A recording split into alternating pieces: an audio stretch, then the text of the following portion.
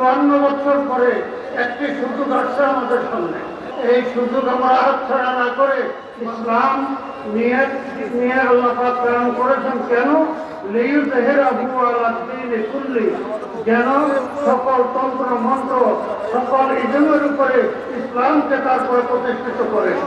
আলহামদুলিল্লাহ, 54 বছর পরে একটি সুযোগ আসছে আমাদের সামনে। বিস্তারিত বলার সুযোগ এখন নেই। 54 বছর পরে একটা সুযোগ আমাদের সামনে আসছে। ইনশাআল্লাহ আমরা 8টি রাজনৈতিক দল সম্মিলিতভাবে এক বাক্স নীতিতে একটা সংসদীয় আসনে ইসলামের বাক্স, ইসলামের প্রতীক একটাই থাকবে। আরো কিছু ছোটখাটো দল নিয়ে ইনশাআল্লাহ ঐক্য হতে যাচ্ছে।